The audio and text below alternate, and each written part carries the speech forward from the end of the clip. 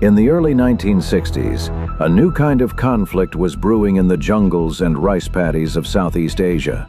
It was a war without fronts, a war of shadows and ambushes. Conventional armies, built to fight on the plains of Europe, found themselves trapped by the terrain. The foot soldier was king, but he was also isolated, vulnerable, and slow. America needed a new way to fight. The solution came not from a tank, but from a revolutionary machine developed by the Bell Helicopter Company.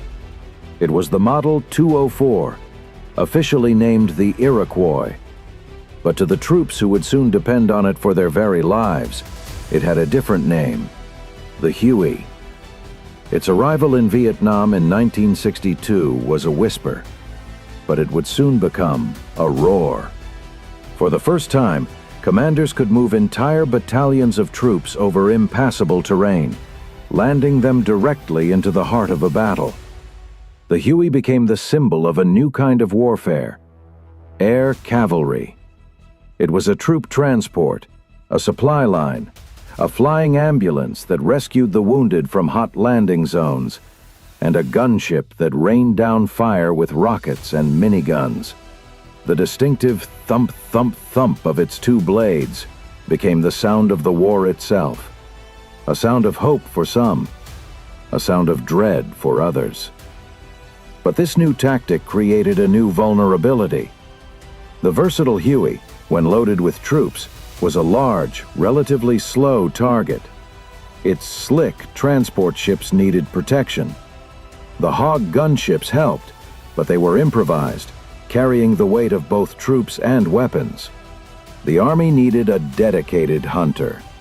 This need splintered into two paths. One path was pure radical ambition. The Army's Advanced Aerial Fire Support System, or AAFSS program, sought to create the ultimate super helicopter. The winner was Lockheed's AH-56 Cheyenne, a complex rigid rotor compound helicopter with a pusher propeller, designed to be faster and more lethal than anything in the sky. It was a technological marvel. The second path was pragmatic and immediate. Bell, seeing the Cheyenne as too complex and too far away, proposed an interim snake. They took the Huey's proven engine and rotor system and grafted them onto a new, impossibly thin fuselage. The AH-1 Cobra was a true attack helicopter.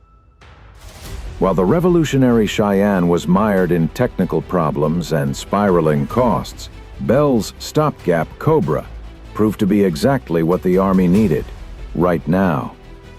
This is the story of the workhorse Huey, the pragmatic Cobra, and the ambitious Cheyenne that represented a future that just couldn't be tamed.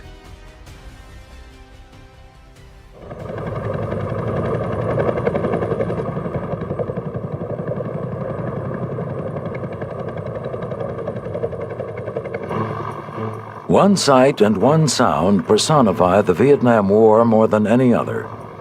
The Bell UH-1 Iroquois helicopter, universally known as the Huey, remains the definitive icon of American involvement in Vietnam. No one served in Vietnam without becoming personally familiar with the distinct sound and sight of the Huey.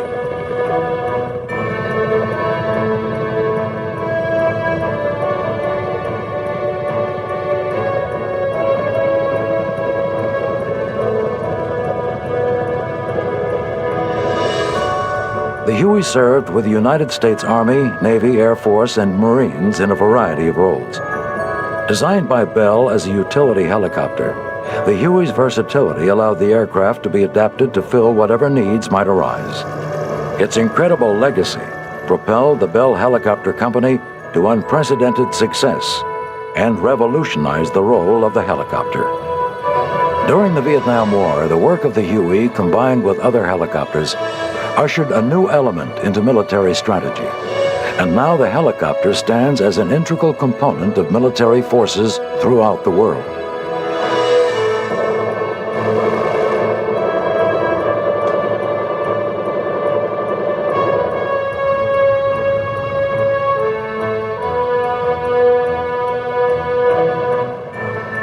Built in greater numbers than almost any other aircraft in history, the Huey has become a member of a select group of great planes.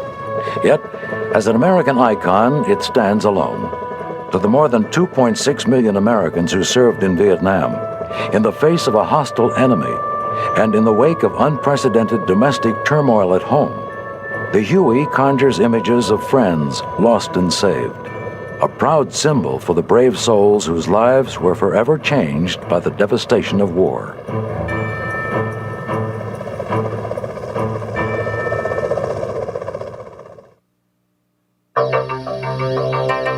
Bell's Huey emerged as the product of one of aviation's most fascinating innovators, Arthur Young. Young, born in Paris in 1905, went to Princeton determined to make a contribution to the field of philosophy, a contribution he felt impossible without success in the field of technology. After a visit to the U.S. Patent Office in 1927, Young became focused on conquering the challenge of the helicopter. For more than a decade, Young worked alone in a barn in Connecticut, continually testing and redesigning small models of his helicopter.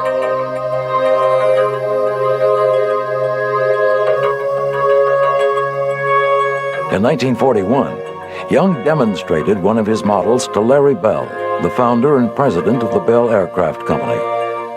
Bell showed a keen interest in Young's work and hired Young to develop his helicopter.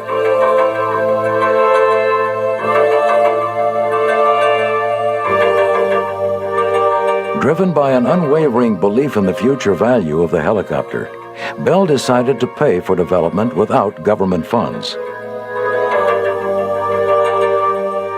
Within 18 months, Young and other Bell engineers had built the first Bell helicopter, Model 30. On a cold winter day, Young and his colleagues debuted Model 30. The day was filled with problems, beginning with having to adjust the landing skids in order to get the aircraft out of the hangar. Once out of the hangar, the engine failed to start. Hardly anyone was impressed.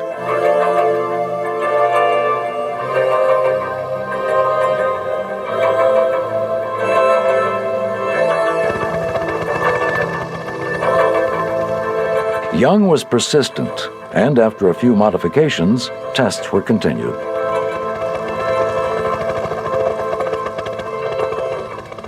For several months, these tests were limited to tethered flights, designed to learn about the aircraft's mobility and stability. These tests allowed Young to immediately determine whether enough power was available to lift the aircraft off the ground. Young often tested the aircraft himself, although the first accident occurred with another pilot at the helm. The Bell pilot was thrown out of his seat and through the rotor. Incredibly, the pilot escaped with only a broken wrist, and the test continued.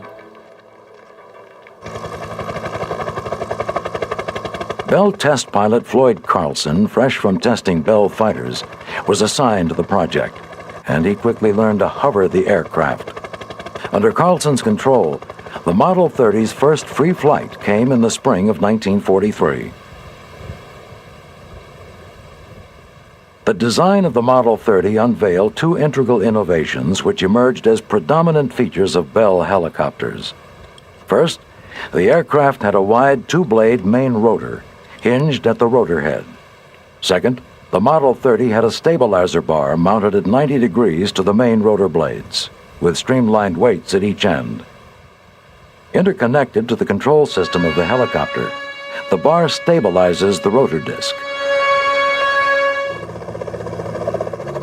The aircraft was powered by a 165 horsepower Franklin engine with a covered fuselage and an open cockpit.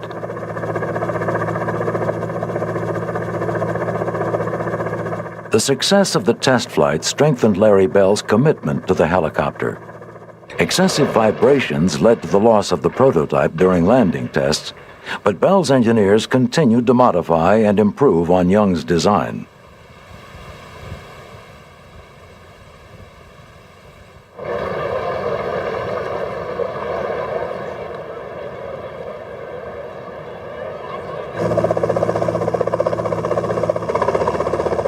Young's design continued to evolve. and test pilot Floyd Carlson quickly discovered the unique talents of the helicopter. In 1944, Carlson hovered in the experimental aircraft in front of a bemused crowd in Buffalo, New York. This was the first indoor helicopter flight in the United States. Carlson had only one complaint that day. Apparently, he had a difficult time navigating the aircraft due to the enormous amount of dust circulating inside the building, and the spotlight operator's insistence on pointing the blinding light directly at the cockpit. While nobody on the developing team particularly enjoyed these demonstrations, they all knew the vast importance of public support for new aviation technology.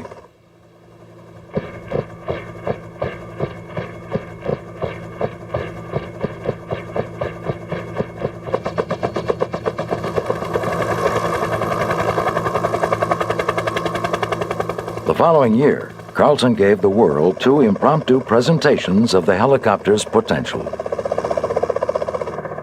In the first, Carlson flew a doctor to a snowed-in farmhouse in western New York, where a pilot lay injured following ejection from a damaged airplane. Carlson's other adventure, in which he rescued 2 men from a crumbling ice floe in Lake Erie, further demonstrated the helicopter's unique ability to perform tasks that planes, and in this case, boats, could not. Carlson's Lake Erie rescue mission earned him the Treasury Department Silver Medal and provided the Bell Company with great publicity for its helicopter development. The first officially designated Model 47 took to the air on the 8th of December 1945, and within 3 months, the first Federal Aviation Administration type-approved certificate was issued for this model. It was the first ever awarded to a commercial helicopter. Orders began to pour in for commercial and military contracts, and production of the Model 47 began in late 1946. This marks the start of a legacy which continued through 27 years, 20 different models, and more than 5,000 aircraft. The development of the aircraft cost Bell $12 million, and the Model 47 emerged as the Bell Company's Model T, pushing the company to the forefront of helicopter development and manufacturing. Larry Bell was determined to integrate the helicopter into the commercial world, and he sent teams of employees with Model 47s to demonstrate its uses in a variety of industries.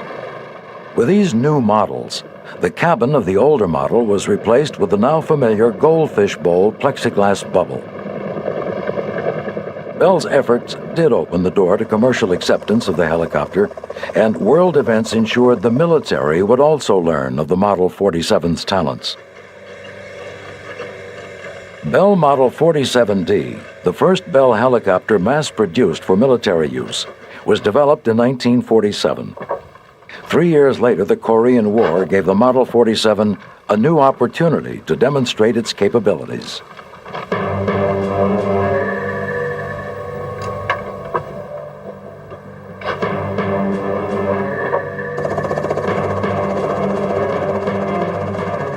The bitter cold of the Korean winter took its toll on the troops and on their vehicles. Fixed-wing aircraft could not land in many remote areas, and the Army began to integrate helicopters into their logistical strategy. The Model 47 quickly found its niche as an air ambulance, and its success in this role revolutionized the evacuation of wounded soldiers.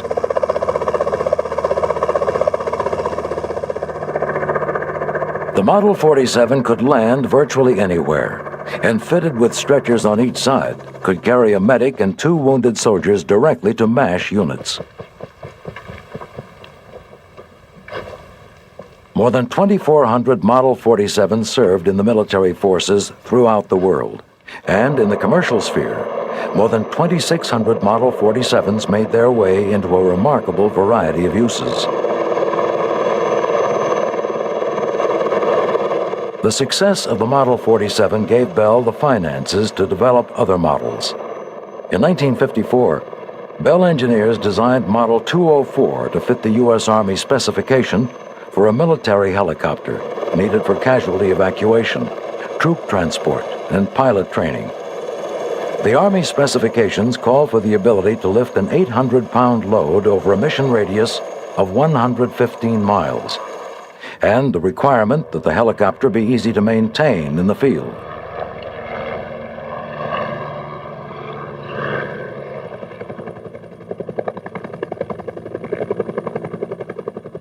The prototype of Bell's Model 204, the YH-40, won the U.S. Army design competition in June of 1955. This prototype first flew on October 22, 1956, and the military granted authorization for 6 more pre-service trials and for several immediate adjustments to be made to the design. In August 1958, 6 YH-40s were delivered to the Army for evaluation. These YH-40s had a cabin that was about a foot longer than the prototype. In addition, these choppers had been fitted with 4-inch high landing skids, a wider access door, an engine that was mounted on the cabin roof, and could run on all main fuel types, plus the ability to fly 1,000 hours before needing a mechanical overhaul.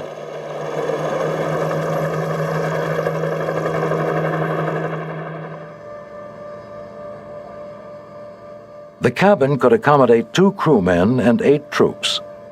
The Army took these aircraft and put them through a variety of intensive tests in a number of severe environments.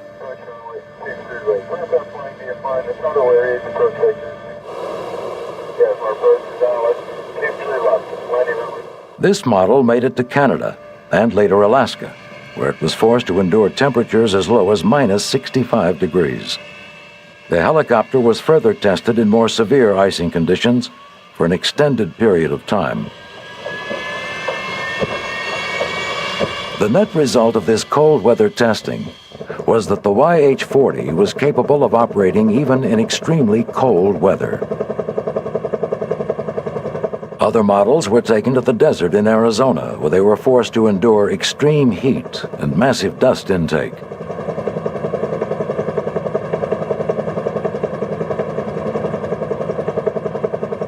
The purpose of these tests was to see if the YH-40 was capable of performing with optimum efficiency under simulated battle conditions.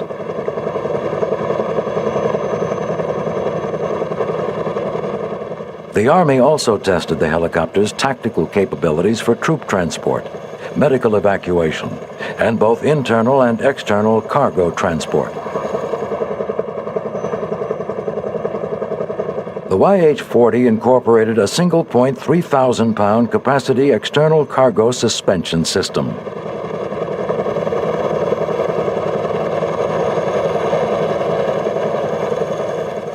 The system was attached at the aircraft's center of gravity, which provided improved stability while moving external cargo.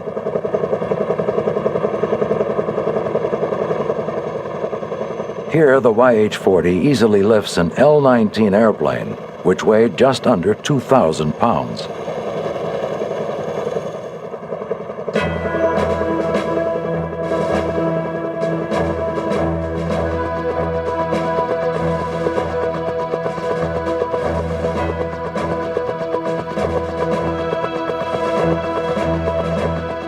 Pleased with the Bell helicopters, the Army ordered 9 HU-1s. 2 months later, in September of 1958, the first HU-1 left Bell's Texas plant, and a year later, orders for the aircraft exceeded 100. The Army designated the helicopter the AH-1 Iroquois, a name which never took off. Instead, the aircraft became universally known as the Huey. Even when the military designation for utility helicopters changed to UH in 1962, the name Huey did not.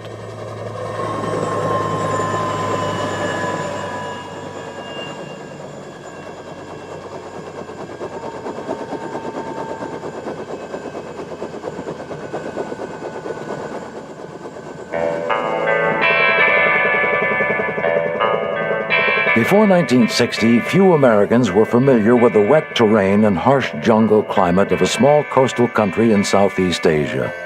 Yet, within the next decade, 2.6 million Americans would serve in the jungles and wetlands of Vietnam, and more than 60,000 would not survive the brutality.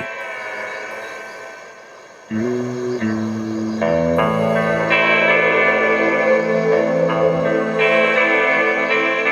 Vietnam War was the longest war in American history. The average age of an American soldier walking through the challenging lands of Vietnam was 19 years. In the Second World War, the average age was 26. The soldier in Vietnam often fought guerrilla warfare, not always knowing who his enemy was or where he came from. Much of the traditional American military equipment was not suited for the unpredictable landscapes of Southeast Asia, and new technologies had to be rapidly mastered.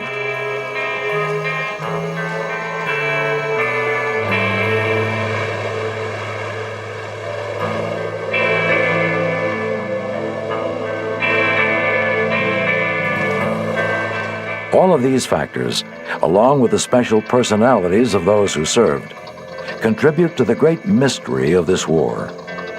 A look at the Vietnam War from the cockpit of a Huey might shed some light on the matter.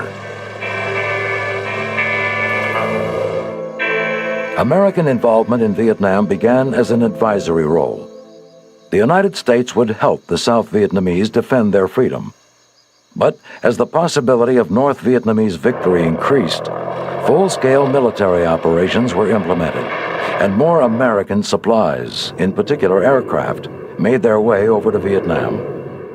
Throughout the war, the U.S. worked desperately to slow the infiltration of supplies and soldiers making their way south.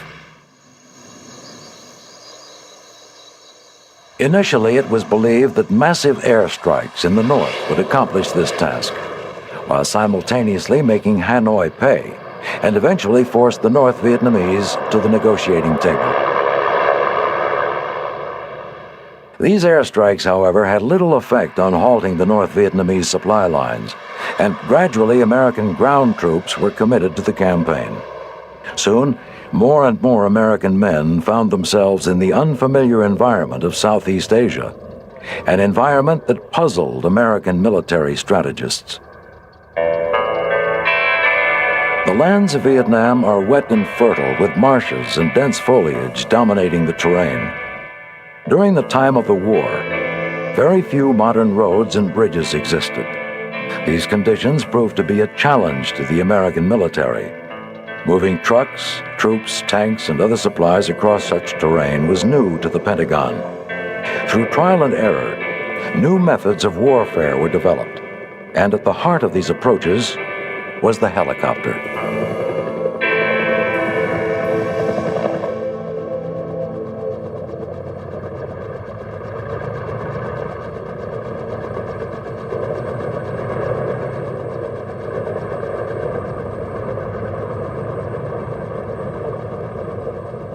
The first American helicopters to serve in Vietnam were the Piasecki H-1 Shawnee tandem rotor helicopters, often called the Flying Bananas. These underpowered and unarmed aircraft suffered serious losses, prompting some American advisors to suggest that an escort might be needed. In 1962, the first Hueys arrived in Vietnam, and soon they began escorting the H-1. This first unit of 15 Hueys came under the designation of the Utility Tactical Transport Helicopter Company. The Hueys were armed with 2.75-inch rockets mounted 8 to a side. 2 Browning 30mm air-cooled machine guns were mounted on the skids, and they were fed from ammunition boxes stored inside the cargo department.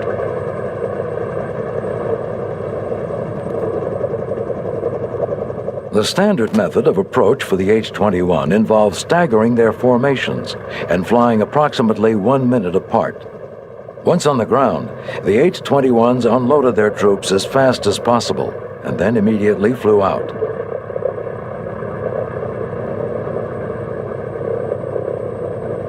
It was while the troop carriers were on the ground that they were most vulnerable.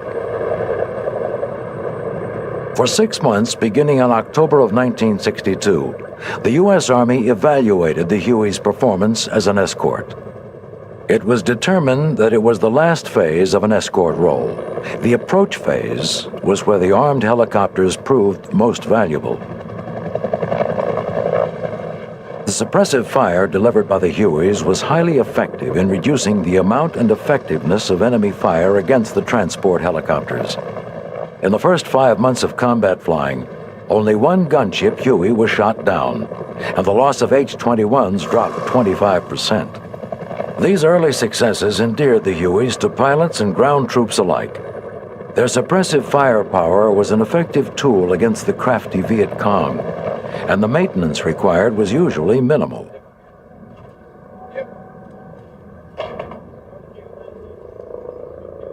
The Huey's engine was designed to need an overhaul after 1,000 hours flying, or approximately every 125,000 miles traveled. This low maintenance requirement was unprecedented for helicopter service. Changing the turbine engines could be performed in a matter of minutes, without having to drain the fuel or rewire the electrical system.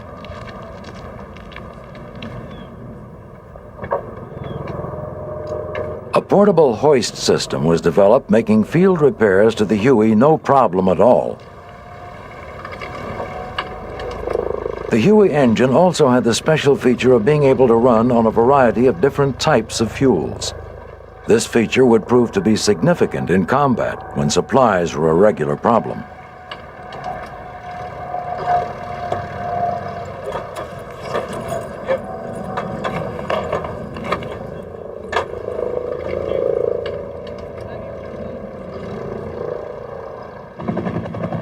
These early successes of the Huey pleased the Bell Aircraft Company, but as performance reports made their way from Southeast Asia, Bell knew modifications to the aircraft were needed to make the Huey better suited for the escort role. The most significant modification toward this end was the installation of the XM-6 Emerson quad system. These flex guns were controlled by the co-pilot through a special sight device mounted on top of the cabin. They were fed by a dozen 500-round ammunition boxes mounted on the rear cabin floor.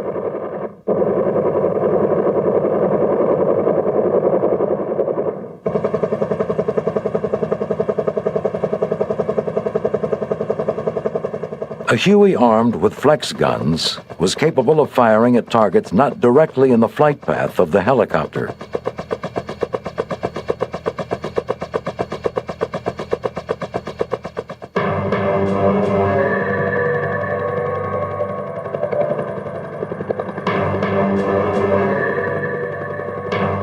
Though these modifications were vast improvements, it became increasingly difficult for a Huey to slug it out with an entrenched hostile force.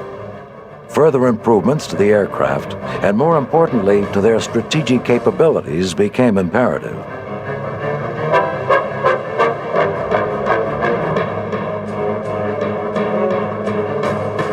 New strategies called for new hardware, and Bell's continual upgrading brought the UH-1D into service in 1963. With a rotor diameter increased to 48 feet and a chord of 21 inches, these aircraft could carry nearly double the basic Huey payload. The UH-1D could carry up to 14 passengers, or 4,000 pounds of freight. More than 1,000 UH-1Ds ultimately became the backbone of the Army's battlefield support helicopter force.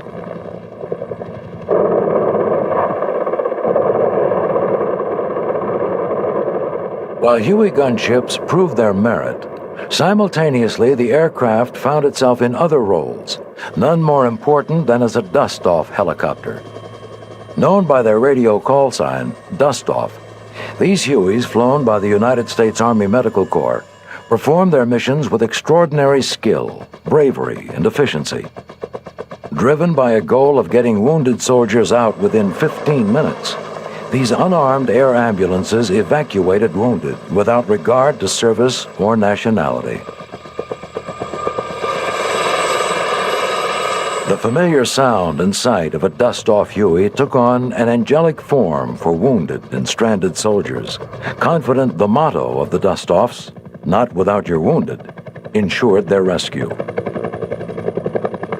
More than 97% of the wounded picked up in the field survived, a testament to the bravery of the pilots and the success of the Huey.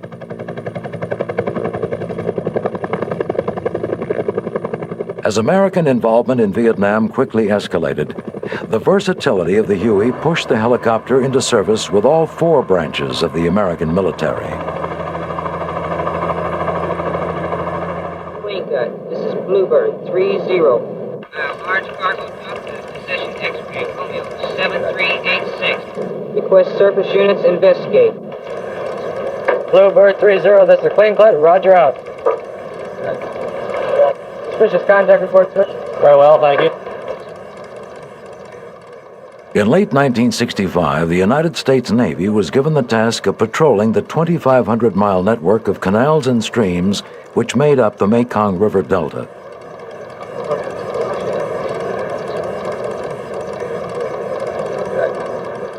Operation Game Warden was designed to try and stem the flow of enemy supplies into South Vietnam. The maze of waterways of the Mekong River Delta remained a fertile avenue for enemy activity, even in the face of the Navy's deployment of armed patrol boats.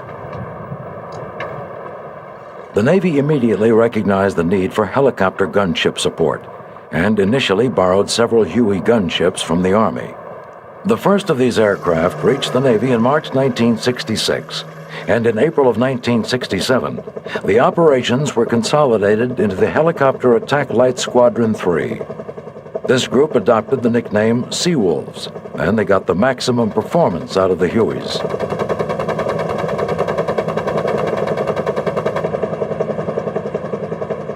The success of the two-pronged Seawolf mission, direct support of armed patrol boats, and armed patrol of the river delta areas remains another unique chapter in the remarkable legacy of the Huey. The Huey had ushered in a new role for the helicopter and continued to serve as a gunship throughout the war. Its ability to adapt to countless missions ensured it would remain the essential aircraft in the country. By 1967, the United States was fully engaged in a helicopter war. At any time in the following 4 years, as many as 2,000 helicopters could be found in the skies over Vietnam. Although the Huey was performing admirably, thriving in nearly every role it was thrust into, by the summer of 1966, it was clear a new gunship was needed. Formally engaged in an escalating conflict, America's most heavily armed gunship was still, in reality, a modified utility helicopter. The need for helicopter gunships was critical, and when the UH-1's heir apparent debuted in 1968, it offered resounding proof that the Huey gunship had changed the face of war. The Bell AH-1 Huey Cobra was the first gunship designed as such from day one. Its awesome firepower and tremendous speed gave the world a peek at the future of attack helicopters. The Cobra's speed advantage allowed it to race ahead and prepare the chosen location for a landing party. Once the Cobras reached the destination, their weapons were shot from various directions, suppressing the enemy's fire from the ground. This barrage continued during actual landing, but only after another Cobra laid a screen of smoke, providing an extra margin of safety. Once troops were on the ground, the Cobra's mission changed to direct fire support. Enemy positions were determined by the ground commander, who was in direct contact with the Cobra fire team leader. The Cobra's accurate shooting permitted the ground leader to direct fire only meters from his own position.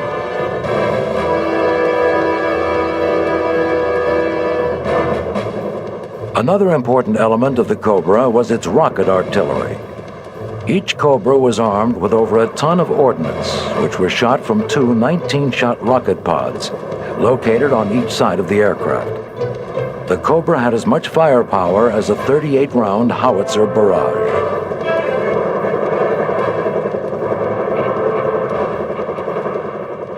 The Cobra did have its problems. Though designed to have air conditioning, many of the Cobras never were equipped with a desperately needed cooling system. This problem was further complicated by the enormous plexiglass windshield that, in the hot, humid weather of Vietnam, acted like a greenhouse, leaving the pilot and co-pilot working in miserable conditions. Unlike the earlier Hueys, The Cobras could handle only 2 passengers. There were no cargo holds, no benches, no big door on the side. Consequently, if a Cobra came across troops that needed to be airlifted to safety, it could not comply.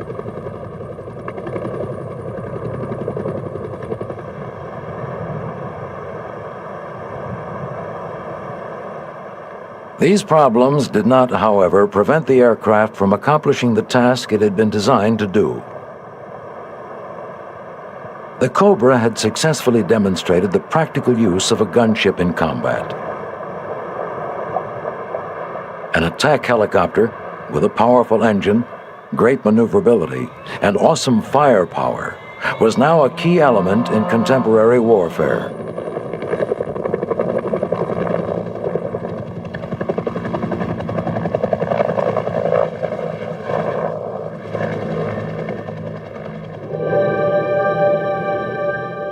Anticipating such developments, Lockheed designed and built the AH-56 Cheyenne.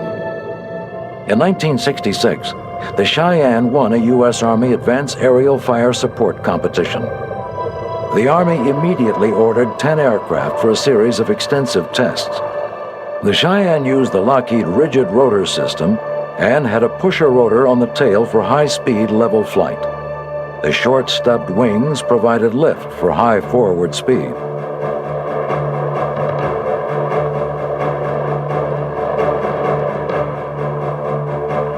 During forward flight, most of the engine's power drove the rear pusher rotor.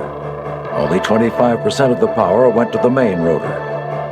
The Cheyenne was capable of achieving an impressive 240 miles per hour, and its ability to fly fast and low was unprecedented for its time.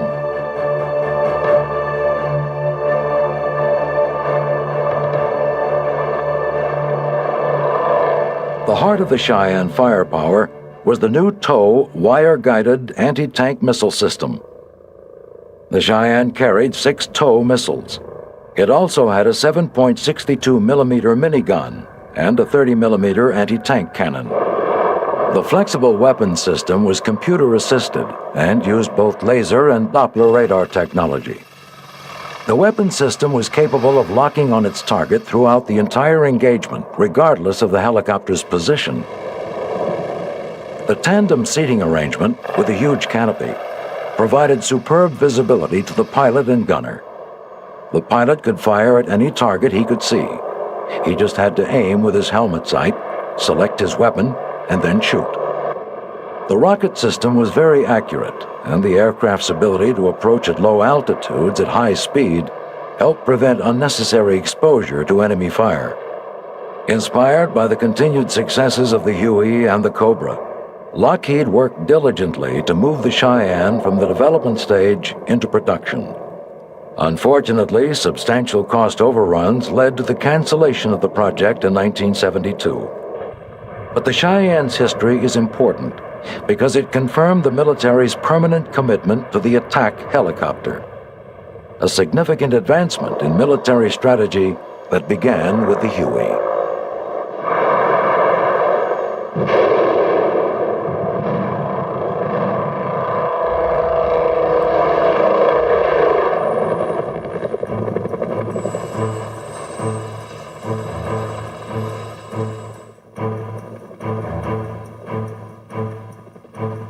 The Huey aircraft, and later its offspring, the Cobra, became an integral part in the lives of every soldier who served in Vietnam. The distinctive sound of the rotor blades indicated that in one way or another, help was above you and on the way. The Huey was a consistent friend upon whom someone could always depend. In a war as complicated as Vietnam, finding a friend was often difficult.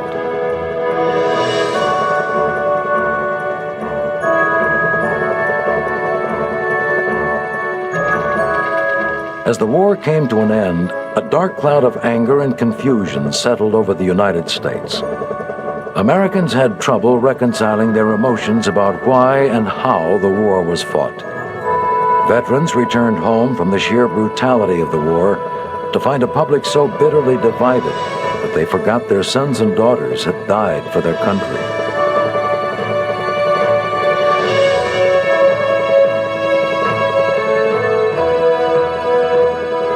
The healing of the wounds from the Vietnam War continues to this day. Many still search for their own road to reconcile their feelings about Southeast Asia, as more and more Americans remain ignorant of the complexity of the Vietnam era.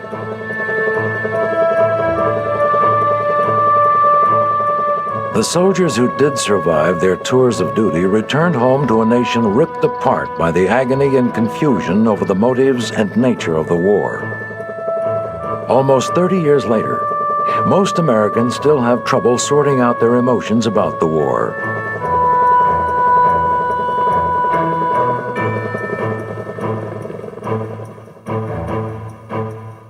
Vietnam veterans all across the country often come together, driven to bond with fellow veterans living and gone, determined to ensure their sacrifice is not forgotten. In Baltimore, Maryland, a group of Vietnam veterans decided to rescue and restore an old friend. When I first saw it, I saw a photograph in the newspaper. And I came down to the chapter. I've been a member of Vietnam Veterans at Large, and saw the newspaper, read the article, came down and looked at her. And I'll be honest, Jack, I told you at the beginning, well, do we really want to do this? She's in pretty bad shape. She's been pretty well beat up over the years. Martin's Aviation Museum got her first, got her down to Martin's, and then we got her from Martin Aviation. Brought her here. That photograph of them bringing it into here was what got my interest, got me involved. It's when I met Jack. Starting at the planning stage, we had to do our homework and getting part numbers and contacting people trying to find parts so we could refit her, and getting in contact with people who could help us out.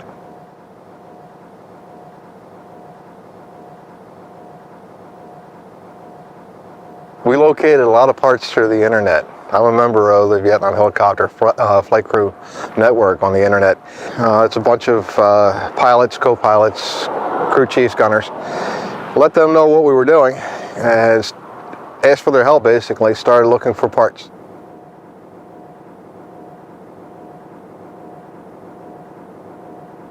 We got parts from all across the country, as far away as California.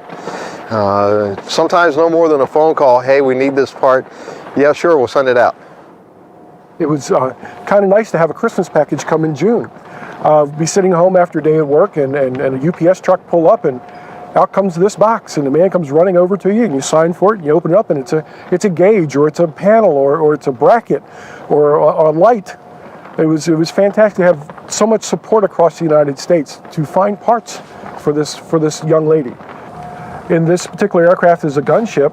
We would have a pilot sitting in the forward right seat, an aircraft commander sitting in the left front seat. Right here at this station would be your best buddy, your gunner, because he took care of the weapon system.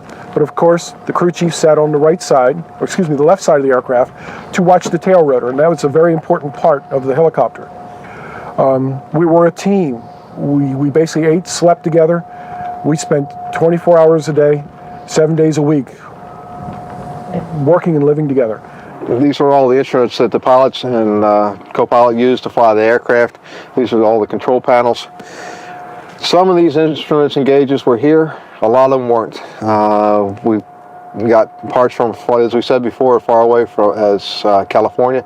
A gentleman out in Long Beach at the Dark Horse Army Aviation Museum contributed quite a few parts to us. Gave us a big hand. This helicopter is probably, at this point, about 85% complete. We dedicated the helicopter on November 9th, and it was a day full of emotion. It was a culmination for us, for Jack and I, of a lot of work and a lot of emotions and feelings went into it. We had over 300 people come to share that day with us, all around the United States, from privates to major generals. It brought back a lot of memories. It stirred memories. We talked about a lot of things. I think it was a healing process for everybody who was involved. You could do something to a helicopter and talk about something that related, something that happened in Vietnam or happened in Laos, where I did most of my flying, and be able to relate and to express emotions and feelings and thoughts and concerns that you hadn't been able to talk about for 30 years. It was closure for me of a period of time that I'd tried to put away for 30 years. And I have not slept so well since the day it was dedicated. Seeing little guys' faces that I remembered so long, long ago, and being able to work on this helicopter and see, you know, something would happen as you're working on a helicopter and see that particular face as he's walking by your bird and you're working on a helicopter, the conversation you had. It was the most emotional day that day. We unveiled her during the ceremony, and you could hear the reaction from the people, and we knew we'd done good. We were nervous, we were worried about it. Did we get it right? Is everything going to be okay? Are we missing something? You know, is somebody going to be disappointed because something isn't quite there? Everything was positive. A beautiful day.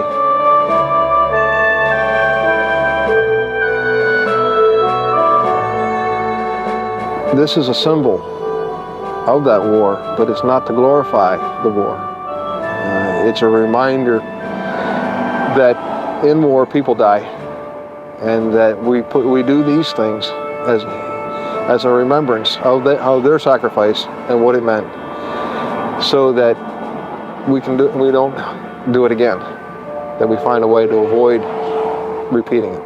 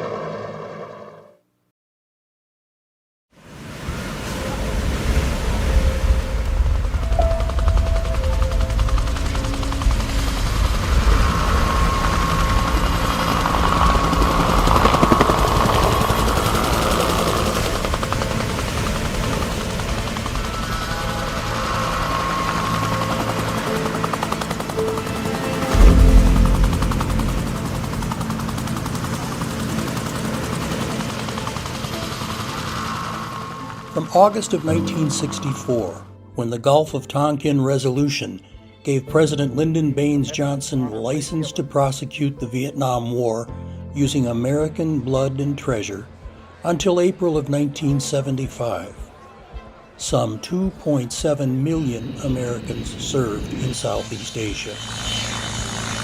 But a deliberately planned fighter sweep went just as we'd hoped.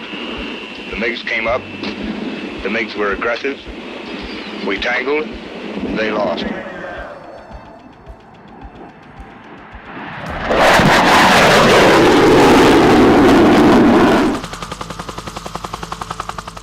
"58,000 of them never returned. Those that did return found themselves in a country very different from the one that sent them off to war.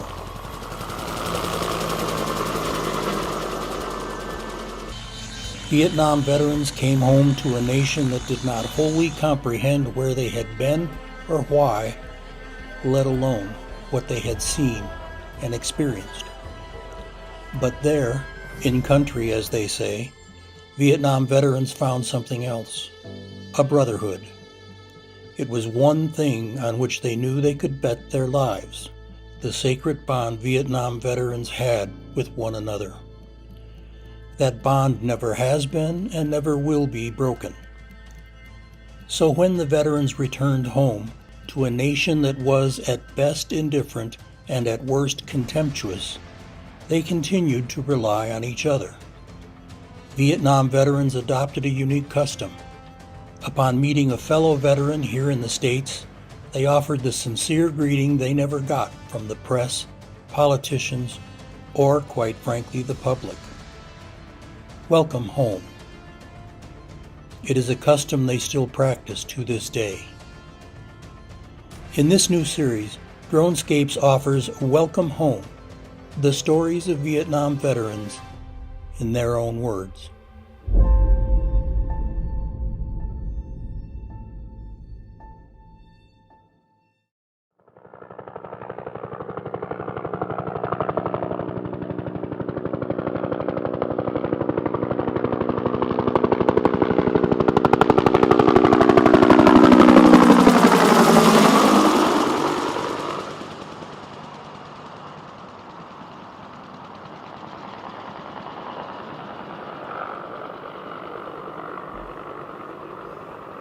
target. Hit it, hit it.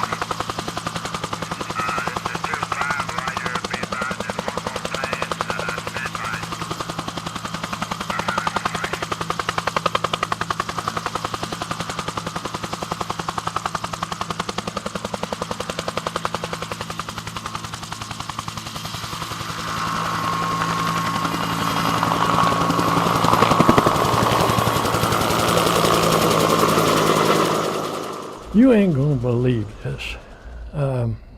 Christmas of 1966, we had an operation going.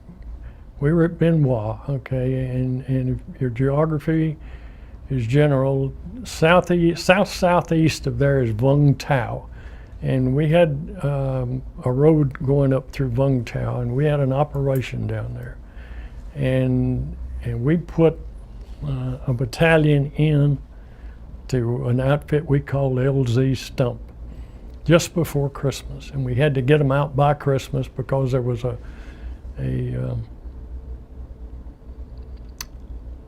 we declared a lull in fighting and we're supposed to come out of the field, and that was probably the hottest operation that we had that year.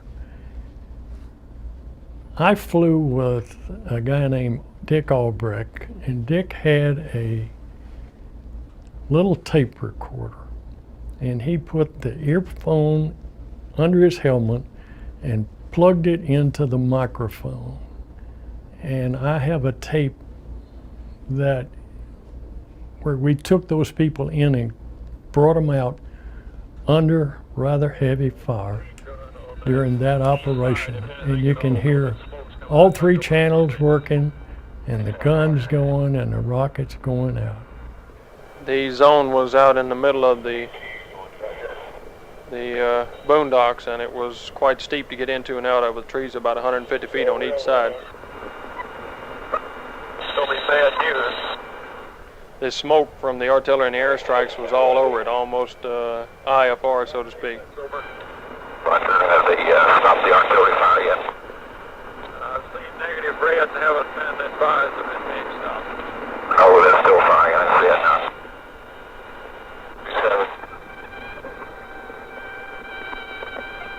The whining sound is one of the weapon systems that you hear coming through into the tape recorder. It's a 40 millimeter system there. We're waiting now for the artillery and air, for the artillery to start firing on the landing zone so that the slicks can come in. The slicks being the ships that bring in the troops.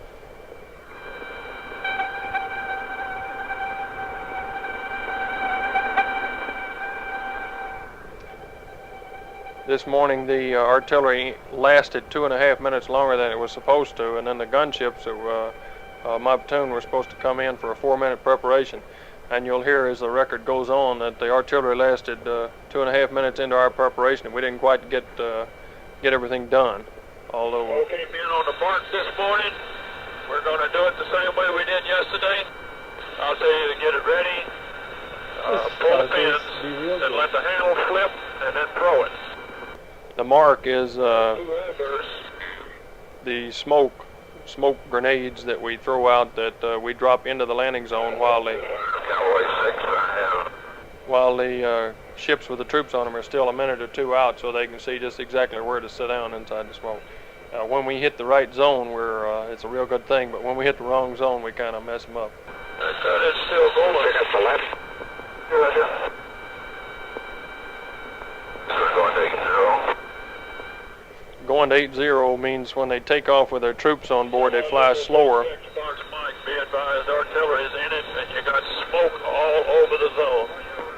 So I say they climb out slower after they pick the troops up, and then when they get to altitude and everybody gets in formation, they take off, and he says going to 80 means the speed, 80 knots. You can hear the rotor blades in the distance background here.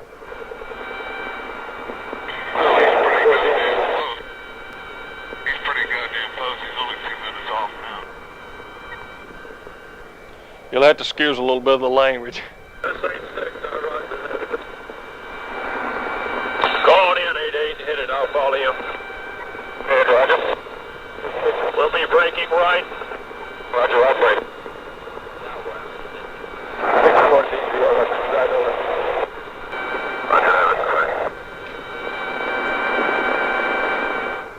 Some of the transmissions you'll hear very faint in the distance. You won't be able to make them out. We haven't gotten our technique down to taping all this stuff just right. We're about 3 minutes out. Yeah, we're going to prepare one pass. The second pass will be the marking pass. Yeah, okay, man. I got it. That sound you just heard was the one and only rocket that came out of my tubes then. We had some difficulty. And that choo-choo sound is the 40 millimeter kicking off. And the machine gun's coming in now.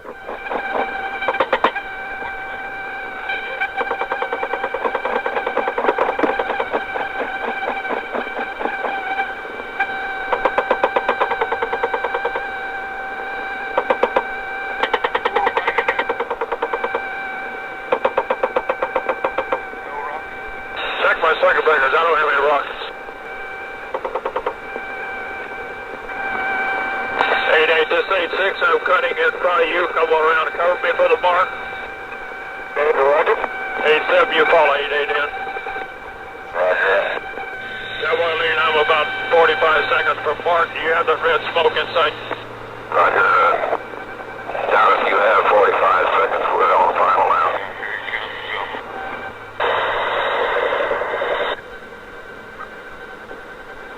87, take your fire team and cover the flight. Get the smoke ready, get the smoke ready.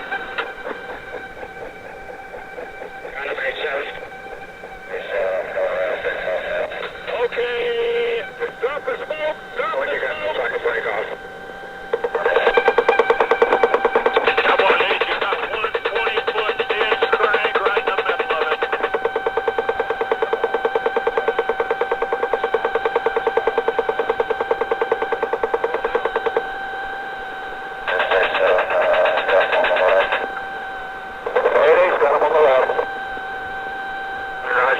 Let's break off, go pick up the other flight. That's true. Yes. Featherweight. If we get the joint, featherweight, go right out. Or receive fire. Right hand. Right hand side. Get me lined up on a babes. All right, don't shoot till you see it. You will not fire. We're coming over the zone at this time now. Welcome. All right, hit it.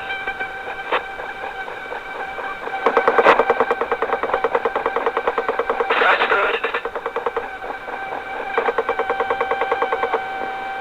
Okay, cover him going out.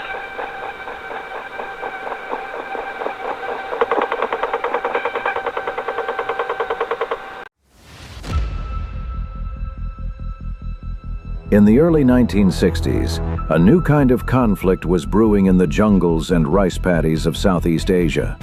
It was a war without fronts, a war of shadows and ambushes. Conventional armies, built to fight on the plains of Europe, found themselves trapped